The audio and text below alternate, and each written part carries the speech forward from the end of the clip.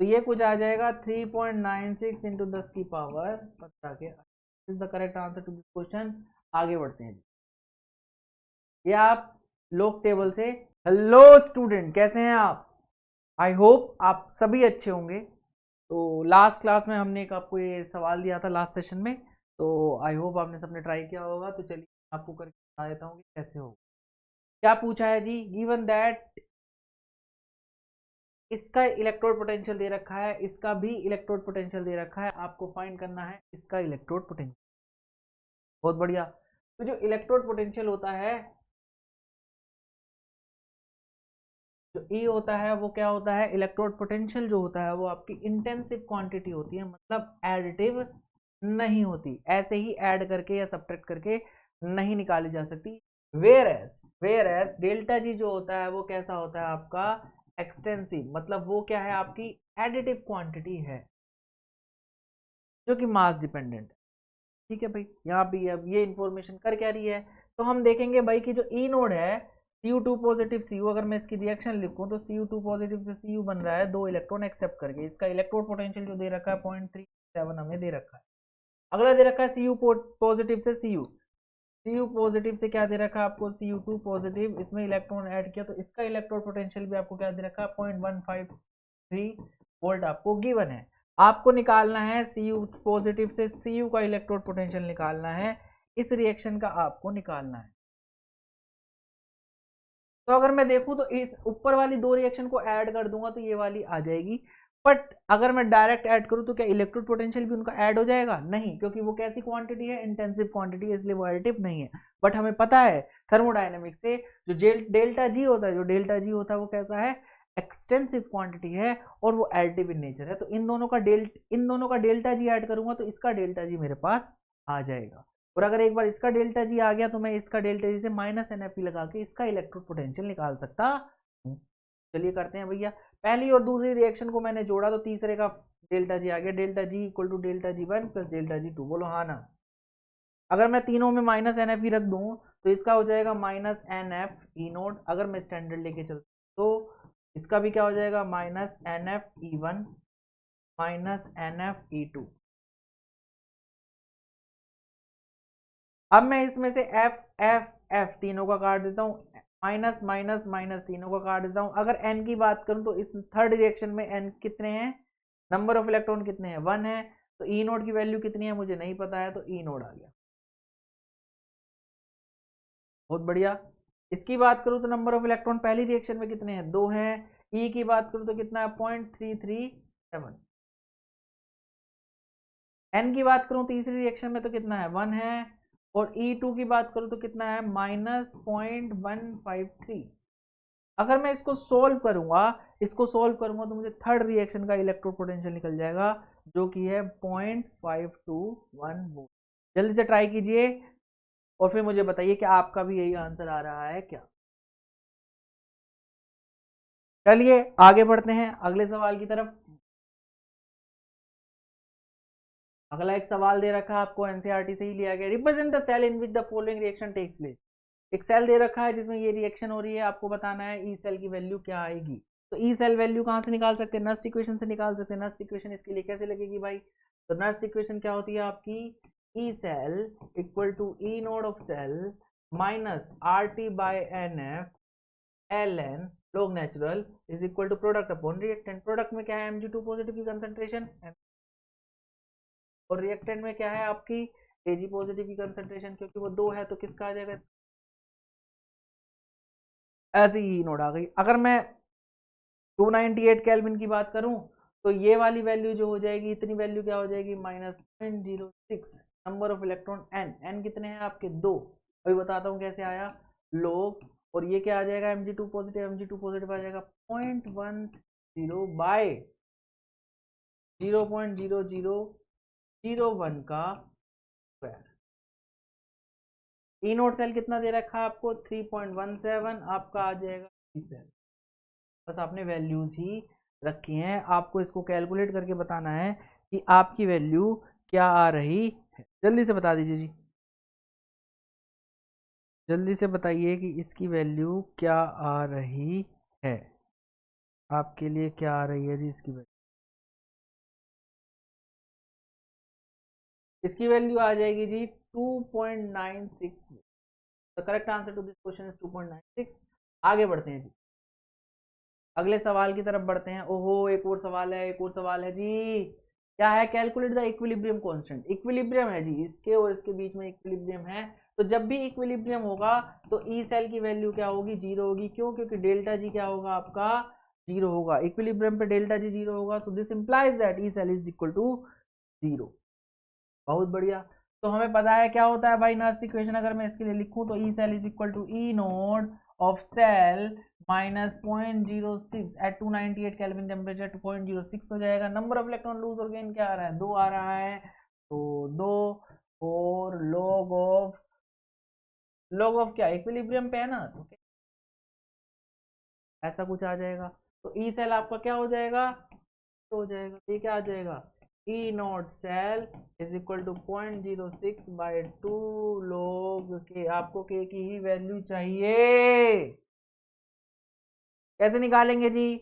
E not cell आपको दे रखा है 0.46, तो ये क्या आ जाएगा जी? 0.46 इंटू 2 बाय 0.06 की 10 की पावर ये आपकी वैल्यू आ गई। इसको आपको सॉल्व करना है और आपका काम बन जाएगा जी। जल्दी से बताइए वैल्यू क्या आ रही है? तो ये कुछ आ जाएगा 3.96 इंटू 10 की पावर 15 के। Is the correct answer to this question. आगे बढ़ते हैं, ये आप लोग टेबल से निकाल सकते हैं। ठीक है जी, नेक्स्ट क्वेश्चन कर लेते हैं। The standard electrode potential of Daniell cell is. Daniell cell का इलेक्ट्रोड पोटेंशियल आपको दे रखा है 1.1 स्टैंडर्ड। तो स्टैंडर्ड गिब्स एनर्जी निकालनी है, बहुत आसान है। तो delta G nought is equal to minus n F nought. इस रिएक्शन से देखो नंबर ऑफ इलेक्ट्रॉन लूज और गेन कितने होंगे? 2 होंगे, तो -2। एफ की वैल्यू 9650 पुट कर दो, की वैल्यू कितनी आ जाएगी? 1.1 and you are good to go. ये जूल में आएगी, आप इसको सॉल्व करोगे तो आपका काम बन जाएगा। 292 -292 किलो जूल के बराबर अप्रोक्सीमेट पर मोल, तो ये आ जाएगा। चलिए आगे बढ़ते हैं। सिंपल कैलकुलेशन बेस्ड है ये सवाल, बहुत आसान है ये सवाल सारे के सारे। आगे बढ़ जाते हैं, आगे बात करते हैं इलेक्ट्रोलिसिस। इलेक्ट्रोलिसिस की हमने सबसे पहले पढ़ा था इलेक्ट्रोकेमिकल सेल। इलेक्ट्रोकेमिकल सेल दो तरह के होते थे, गैल्वेनिक और वोल्टेइक सेल, और एक हो गया आपका इलेक्ट्रोलिटिक। गैल्वेनिक सेल में आप क्या करते थे? आप स्पॉन्टेनियस केमिकल रिएक्शन से करंट को जनरेट करते थे। बट इलेक्ट्रोलिटिक सेल में आप क्या करते हो? आप करंट के थ्रू नॉन स्पॉन्टेनियस सेल को, नॉन स्पॉन्टेनियस रिएक्शन को क्या करवाते हो? करवाने की कोशिश करते हो कि वो हो जाए, जो हो नहीं रही अपने आप से उसको करवाने की कोशिश कर। तो इलेक्ट्रोलिसिस, इलेक्ट्रोलिसिस पे डिपेंड करता है भाई। इलेक्ट्रोलिटिक सेल तो मैंने समझा दिया। इलेक्ट्रोलिसिस क्या है भाई? Process of using electric current. Electric current को यूज करके आप क्या करोगे? किसी केमिकल रिएक्शन को करवाने की कोशिश करोगे, to bring about the chemical change, is called electrolysis. इसको इलेक्ट्रोलिसिस कहते हैं। चलिए भैया आगे बढ़ते हैं। इलेक्ट्रोलिसिस किस किस चीज पे डिपेंड करता है? अब इस सेल की बात कर लेते हैं। सेल में क्या होंगे? दो हाफ सेल होंगे, उसको सॉल्ट ब्रिज से जोड़ा गया होगा। दो इलेक्ट्रोड होंगे, इलेक्ट्रोड को क्या करा होगा जी? दो इलेक्ट्रोड को आपने कंबाइन करा होगा। इससे एक बैटरी लगाई होगी, क्योंकि इलेक्ट्रोलिसिस करा रहे हो ना, और एक बटन लगा, जैसे बटन दबाओगे रिएक्शन होने लगेगी। इसमें आपने कुछ इलेक्ट्रोलाइट डाल रखा होगा, इसमें भी आपने कुछ सॉल्यूशन ले रखा होगा जिसमें इलेक्ट्रोलाइट होगा। तो किस किस चीज पे इलेक्ट्रोलिसिस डिपेंड करेगा? इलेक्ट्रोलिसिस जो डिपेंड कर रहा है, पहले जो आपने इलेक्ट्रोलाइट लिया है उस पे। इलेक्ट्रोलाइट क्या लिया है? जो इलेक्ट्रोलाइट लिया है उस पे। नेचर ऑफ इलेक्ट्रोलाइट, कि स्ट्रॉन्ग इलेक्ट्रोलाइट है या वीक इलेक्ट्रोलाइट है। स्ट्रॉन्ग इलेक्ट्रोलाइट होगा तो करंट लेके जल्दी भागेगा, वीक इलेक्ट्रोलाइट होगा तो कम डिसोशिएट होगा, तो कम आयन होंगे, कम आयन होंगे तो कम करंट होगा, ऐसा कह सकते हैं। मूवमेंट कम होगी। कंसंट्रेशन ऑफ इलेक्ट्रोलाइट की अगर मैं बात करूं, तो कंसंट्रेशन ऑफ इलेक्ट्रोलाइट, कितना इलेक्ट्रोलाइट ले रखा है उस पर भी डिपेंड करता है। तीसरा किस पे डिपेंड करेगा जी? Charge density of flowing. Charge density की बात करेगा भाई, चार्ज डेंसिटी पे भी डिपेंड करता है। चार्ज डेंसिटी, चार्ज डेंसिटी कितनी फ्लो कर रही है ड्यूरिंग इलेक्ट्रोलिसिस। और इसके अलावा और किस पे डिपेंड कर रहा है? नेचर, नेचर ऑफ इलेक्ट्रोड पे, कौन से इलेक्ट्रोड आपने यूज किए हैं उसके इलेक्ट्रोलिसिस को कराने के लिए। तो चलिए इलेक्ट्रोड की बात कर लेते हैं कि नेचर ऑफ इलेक्ट्रोड को कैसे समझेंगे। तो दो तरह के इलेक्ट्रोड होते हैं आपके पास, एक एक्टिव इलेक्ट्रोड और एक इनएक्टिव।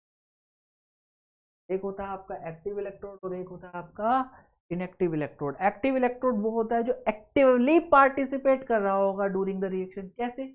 Zn जो है, अगर मैं उसका इलेक्ट्रोड बनाता हूँ तो मैंने क्या किया, Zn की रोड ले ली, उससे सॉल्ट हाफ सेल में डाल दिया। जैसे ही उसको हाफ सेल में डाला, अब उसमें से कुछ बंदे, कुछ पार्टिकल Zn के टूट टूट के किस में जाएंगे, सोल्यूशन के अंदर जाने लगेंगे। सोल्यूशन के अंदर जैसे जाएंगे तो Zn2 पॉजिटिव बन जाएगा एक्वा।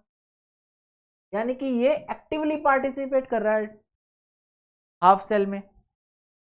बट वहीं अगर मैं प्लेटिनम की बात करूं, वहीं अगर मैं सिल्वर इलेक्ट्रोड की बात करूं, तो ये जनरली एक्टिवली पार्टिसिपेट नहीं करते। तो वो कैसे होंगे, इनएक्टिव इलेक्ट्रोड। Zn कैसा होगा, एक्टिव इलेक्ट्रोड।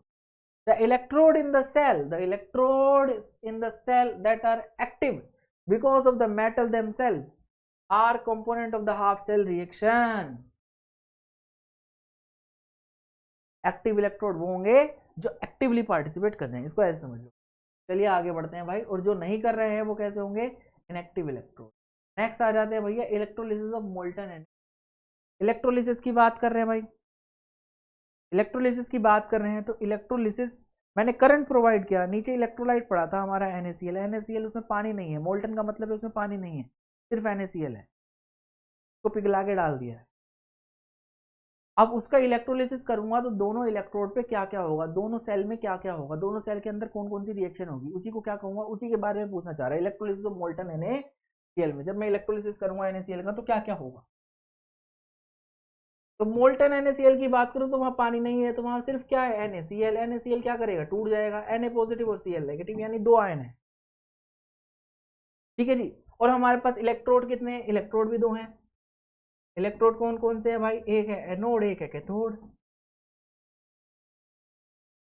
एनोड पे क्या होगा, ऑक्सीडेशन होगा, कैथोड पे क्या होगा, रिडक्शन होगा। यहाँ तक मामला सही है। अगर मैं बात करूं इलेक्ट्रोलिसिस की, तो इलेक्ट्रोलिसिस में काम करता है लोब, यानी लेफ्ट में ऑक्सीडेशन होगा, उस पे एनोड होगा, उस पे पॉजिटिव चार्ज होगा। यानी एनोड पे कैसा चार्ज होगा, पॉजिटिव, कैथोड पे कैसा चार्ज होगा, नेगेटिव। तो अगर मैं पॉजिटिव इलेक्ट्रोड की बात करूं तो Cl नेगेटिव किधर मूव करेगा, पॉजिटिव वाली साइड पे, Na पॉजिटिव किधर मूव करेगा, नेगेटिव वाली साइड पे। यानी Na का रिडक्शन होना चाहिए, Cl का क्या होना चाहिए, ऑक्सीडेशन। बहुत बढ़िया। तो Cl क्या कर रहा है, ऑक्सीडाइज होकर Cl2 गैस बना लेगा। बैलेंस करूंगा तो कुछ ऐसा आएगा। तो यानी एनोड पे मुझे कौन सी गैस मिलेगी, Cl2। और Na पॉजिटिव की बात करूं तो Na पॉजिटिव रिड्यूस होके क्या बना लेगा भाई, Na। यानी कि मेरे को कैथोड पे क्या मिलेगा, सोडियम का डिपोजिशन होता हुआ दिखेगा। ये था भैया मोल्टन NaCl का इलेक्ट्रोलिसिस। आगे बढ़ते, अगर मैं किसी और का करता हूं तो क्या आएगा, एक्वस NaCl, अगर उसमें पानी ले लूं तो क्या होगा। तो अगर मैं एक्वस NaCl की बात करूं तो मेरे अंदर बीकर के अंदर क्या क्या पड़ा है, बीकर के अंदर बात करूं, ये एक्वस लिखा, एडिटर साहब ने बहुत बढ़िया लिखा है, तो वो स्मॉल और कैपिटल और स्मॉल वर्ड को समझ नहीं पा रहे हैं, चलिए कोई बात नहीं, उनको बता देंगे। तो एक्वस NaCl की बात करूं तो क्या होगा भैया, हमारे पास Na पॉजिटिव है, Cl नेगेटिव है, और हमारे पास क्या है, पानी है। पानी थोड़ा बहुत टूटेगा भी तो H पॉजिटिव और OH नेगेटिव थोड़ा बहुत पड़ा होगा। 10⁻⁻7, एक टूटेगा तो 10⁻⁻7 इतना पड़ा होगा। चलिए आगे बढ़ते हैं भाई। तो आपको दे रखा है भैया दो तो H प्लस दे रखे हैं, दो Cl नेगेटिव दे रखे हैं। तो ऑक्सीडेशन की बात करूं, जब आप, यानी कि यहाँ पे दो पॉजिटिव चार्ज है, दो नेगेटिव चार्ज है, और एक खुद वाटर पड़ा हुआ है, तो यहाँ पे क्या है, कंपटीशन होगा टुवर्ड्स द इलेक्ट्रोड। इलेक्ट्रोड की तरफ जाके कौन जल्दी ऑक्सीडाइज हो जाए और कौन जल्दी रिड्यूस हो जाए। तो उसके लिए आपको थोड़ी सी चीजें याद रखनी पड़ेगी, और इलेक्ट्रोकेमिकल सीरीज की वैल्यूज आपको थोड़ी बहुत पता होनी चाहिए, यानी ऑर्डर आपको पता होना चाहिए। अगर आपको ऑर्डर पता है तो आपका काम हो जाए। आपको दिया है सिनोक्स। सिनोक्स में अगर समझो तो ये ऑक्सीडेशन के बारे में बताएगा। ऑक्सीडेशन जनरली हैलाइड का पहले होगा, फिर हाइड्रोक्साइड का होगा, और फिर किसका होगा, नाइट्रेट का होगा, और फिर किसका होगा, सल्फेट का होगा। इसी ऑर्डर में चलेंगे, ठीक है। और अगर क्या बोलते हैं, रिडक्शन की बात करूं तो रिडक्शन हम इलेक्ट्रोकेमिकल सीरीज से देख लेंगे, पर मोटा मोटा इससे ज्यादा बाहर हमारा आता नहीं, तो इतना ही आप ध्यान रखिएगा। तो हमारे पास दो इलेक्ट्रोड है, एक एनोड है, एक कैथोड है। कैथोड, एनोड पे ऑक्सीडेशन, कैथोड पे रिडक्शन। और एनोड का कैसा चार्ज, पॉजिटिव चार्ज, कैथोड का कैसा चार्ज, नेगेटिव चार्ज। तो पॉजिटिव चार्ज की तरफ कौन भागेगा, Cl नेगेटिव और OH नेगेटिव भागेंगे। इवन पानी भी, तो आपके पास 3 हो सकते हैं, OH हो गया, Cl हो गया और आपका क्या हो गया, OH नेगेटिव। तो इसमें जो Cl जो है वो ऑक्सीडाइज हो जाता है। Cl नेगेटिव जो है वो ऑक्सीडाइज होकर Cl2 गैस बना लेता है, +2 इलेक्ट्रॉन। ऑल्दो आपका पानी भी ऑक्सीडाइज हो सकता है, पानी भी ऑक्सीडाइज हो सकता है, उसका पोटेंशियल वहीं आसपास ही होता है और पानी ऑक्सीडाइज होकर आपको O2 गैस दे सकता है, जबकि पानी के चांसेस ज्यादा थे Cl से। इसके बारे में हम थोड़ी देर में बात करेंगे, क्यों पानी ऑक्सीडाइज नहीं हुआ और Cl ज्यादा हमें मिला। ऑल तो हो सकता है थोड़ा बहुत हमें ऑक्सीजन मिले, बट पानी जो है वो कम ऑक्सीडाइज हुआ, ऐसा क्यों हुआ। तो आपको क्या मिला भाई, आपको किस पे क्या मिला, एनोड पे क्या मिली, Cl2 गैस मिली। और कैथोड की बात करूं तो आपके पास क्या है, H पॉजिटिव और Na पॉजिटिव। तो अगर H पॉजिटिव और Na पॉजिटिव की बात करूं तो H पॉजिटिव का रिडक्शन पोटेंशियल देखो तो वो 0 है और Na का माइनस है, तो जनरली 0 अचीव हो जाएगा। तो यहाँ क्या होगा, H पॉजिटिव क्या हो जाएगा आपका, रिड्यूस होकर H2 दे देगा और आपको क्या मिलेगी, कैथोड पे मिल जाएगी H2। आई होप आपको क्लियर हो। तो ये था एक्वस NaCl का, यानी कि यहाँ पे आपको कैथोड पे H2 मिल रही है, एनोड मिल रही है Cl2 गैस। इसका क्वांटिटेटिव एस्पेक्ट्स, मतलब कि कितनी मिलेगी, कैसे मिलेगी, है ना, वो हम बाद में देखेंगे। अभी हम सिर्फ क्वालिटेटिव देख रहे हैं कि किस किस इलेक्ट्रोड पे क्या क्या मिल रहा है। चलिए फिर आगे बढ़ते हैं भाई, है ना जी, आगे मिल रहा है, आगे चलते हैं। आगे क्या है, electrolysis of CuSO4 molten. Molten CuSO4 को आप क्या कर रहे हो, इलेक्ट्रोलिसिस कर रहे हो, है ना। तो हमने क्या देखा भाई, CuSO4 का जब मैं इलेक्ट्रोलिसिस हूँ तो मेरे पास कौन कौन से आयन पड़े होंगे, सेम Cu2 पॉजिटिव और SO4 नेगेटिव। क्या यहाँ पे पानी होगा, नहीं, पानी लिया ही नहीं जी, मोल्टन है, CuSO4 को पिघला के वही डाल दिया। तो आपके पास दो है, एक कैटायन एक एनायन। कैटायन का रिडक्शन करा दो Cu में, एनायन का ऑक्सीडेशन करा दो H2O8 2। ठीक है जी, ऑक्सीडेशन हो रहा है तो ऑक्सीडेशन एनोड पे होगा, ये कैथोड पे, सिंपल। तो ये H2O8 2 नेगेटिव, अगर मैं इसके एसिडिक वर्कअप कर दूं तो ये H2SO8 दे देगा। इसको क्या कहते हैं भाई, इसको कहते हैं peroxy disulphuric acid. Disulphuric acid कहते हैं, इसमें परोक्सी लिंकेज होती है। क्या होती है परोक्सी लिंकेज, अगर स्ट्रक्चर की बात करूं तो स्ट्रक्चर कुछ ऐसा सा आएगा। ये बहुत पूछता है भाई, बहुत पूछता है, अगर इनऑर्गेनिक था तो ये पूछ लेता है भाई कितनी परोक्सी लिंकेज है, क्या परोक्सी लिंकेज है या नहीं, परोक्सी लिंकेज है तो कितनी है, ऐसे पूछ। अगर मैं ई सेल की बात करूं, इसके ई नोड सेल की बात करूं, तो ई नोड सेल अगर मैं टेबल से निकालना चाहूं दोनों रिएक्शन का, तो वो क्या आ रहा था, नेगेटिव आ रहा था, यानी नॉट विजिबल था। यानी कि इलेक्ट्रोलिसिस, तभी तो इलेक्ट्रोलिसिस करा रहे हैं, नॉन स्पॉन्टेनियस केमिकल रिएक्शन है, करंट देके करा रहा हूं, यानी इलेक्ट्रिसिटी से करा रहा हूं, अपनी तरफ से एनर्जी दे के करा रहा हूं। डेल्टा जी कैसा आ रहा होगा, पॉजिटिव आ रहा होगा,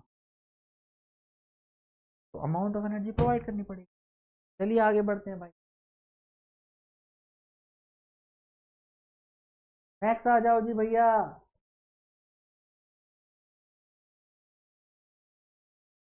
कि भाई क्यों आपका Cl2 बना, जो हम कर रहे थे एक्वस, किस में कर रहे थे, एक्वस NaCl में कर रहे थे ना, एक्वस NaCl में कर रहे थे, तो मुझे क्या मिल रहा था, आपका जो वाटर है वो ऑक्सीडाइज होकर O2 बना सकता था, ठीक है, और आपका Cl नेगेटिव ऑक्सीडाइज से Cl2 बना सकता। तो ये वाला नहीं हुआ, ये वाला हुआ, जबकि ये फेवरेबल था, ये फेवरेबल नहीं था। थर्मोडायनेमिक्स के हिसाब से, ई नोट की वैल्यू के हिसाब से, ई नोट की वैल्यू के हिसाब से आपकी ऊपर वाली रिएक्शन फेवरेबल थी, नीचे वाली रिएक्शन फेवरेबल नहीं थी। तो ऐसा हुआ क्यों, चलिए जानते हैं भाई। ऐसा इसलिए हुआ कि जो ये आपकी पहली रिएक्शन है, ये पहली रिएक्शन है, थर्मोडायनेमिकली फेवरेबल तो है पर काइनेटिकली बड़ी स्लो है, कि रिएक्शन जो है ये बहुत ज्यादा स्लो है। अब इसकी स्पीड बढ़ाने के लिए मुझे थोड़ा पोटेंशियल क्या करना पड़ता है, बढ़ाना पड़ता है। तो जैसे ही उस पोटेंशियल को बढ़ाता हूँ, जो भी बड़ा पोटेंशियल है, जो पोटेंशियल मैंने ज्यादा दिया उसको कहते हैं ओवर वोल्टेज या ओवर पोटेंशियल। तो वो जो भी पोटेंशियल मैंने बढ़ाया उसकी वजह से क्या हुआ, वो यहां तक पहुंच गया कि इसके पोटेंशियल की जितनी नीड थी, और ये वाली रिएक्शन क्या होगा, ये वाली रिएक्शन होने लगी, ये वाली रिएक्शन क्या होने। तो आपको O2 के साथ साथ Cl2 भी मिला होगा, पर O2 का अमाउंट क्या मिलेगा, कम मिलेगा। चलिए पढ़ के देख लेते क्या। According to the thermodynamics, oxidation of H2O to O2 should take place. Thermodynamics के हिसाब से H2O टू O2 होना चाहिए ऑन एनोड, एनोड पे तो ऑक्सीडेशन होता है ना, एक्सपेरिमेंटली। बट होता क्या है, the rate of oxidation of water is found to be very very slow, very slow. और इसके रेट को बढ़ाने के लिए ग्रेटर पोटेंशियल की जरूरत पड़ती है। Greater potential difference is applied, और उसको क्या कहते हैं, ओवर वोल्टेज या ओवर पोटेंशियल, ओवर वोल्टेज और over potential. But because of this oxidation of Cl negative also become feasible, इसकी वजह से वो भी फिजिबल हो जाता है और दूसरी रिएक्शन होने की है। चलिए आगे बढ़ते हैं भाई। नेक्स्ट इज, अभी तक जो हमने पढ़ा कि क्वालिटेटिव एस्पेक्ट, मतलब मैं रिएक्शन में इलेक्ट्रिसिटी दे रहा हूँ मैं, और उस रिएक्शन को करा रहा हूँ, तो मुझे एनोड पे क्या मिलेगा और कैथोड पे क्या। इसकी वजह से क्या करते हैं हम, इलेक्ट्रोलिसिस की वजह से बहुत सारे एलिमेंट्स को एक्सट्रैक्ट करते हैं। क्या, किस किस को, जैसे सोडियम हो गया, मैग्नीशियम हो गया, एल्यूमिनियम हो गया, पोटाशियम हो गया, जितने भी ज़्यादा इलेक्ट्रोपॉजिटिव एलिमेंट होते हैं उनको एक्सट्रैक्ट करते हैं। और उनका एक्सट्रैक्शन इतना अच्छा होता है कि वो बहुत ज़्यादा प्योर मिलते हैं, 99% प्योरिटी उनकी मिलती है। और फिर उनको मार्केट में बेचते हैं, वो महंगा बिकता है। जितनी ज़्यादा अच्छी प्योरिटी उतना ज़्यादा महंगा। तो ये रिएक्शन भी थोड़ी क्या है, थोड़ी सी महंगी, ठीक है भाई। पर मिलेगा कितना, मैंने इलेक्ट्रोलिसिस कराया, इलेक्ट्रोलिसिस करा के मेटल को एक्सट्रैक्ट कराया, मेटल कितना एक्सट्रैक्ट होगा वो कौन बताएगा। उसके लिए हमारे पास एक अनुभव है। कौन थे वो, फेराडे लॉस। फेराडे ने अपनी लो दी, कितनी लो दी, 2 लो दी। इसने हमारा बर्डन बढ़ा दिया। इलेक्ट्रोलिसिस की कितनी लो दी भाई, 2 लो दी। तो इसके पहली लो में इसने क्या कहा, पहली लो में इसने कहा कि जितना भी मास हमारा इलेक्ट्रोड पे डिपॉजिट होगा, या तो डिपॉजिट करा लो, या रिलीज करा लो, या प्रोड्यूस करा लो। हो सकता है गैस हो सकता है मेटल हो, किसी का भी जितना भी मास हमारा डिपॉजिट, रिलीज या प्रोड्यूस होगा किसी भी सब्सटेंस का ड्यूरिंग इलेक्ट्रोलिसिस, वो डायरेक्टली प्रोपोर्शनल होगा जितना हम करंट उसको प्रोवाइड करेंगे, जितना भी करंट उससे हम पास करेंगे। Mass of substance produced, released or deposited directly proportional to the charge passed through, ठीक है जी, charge pass through the electrolyte.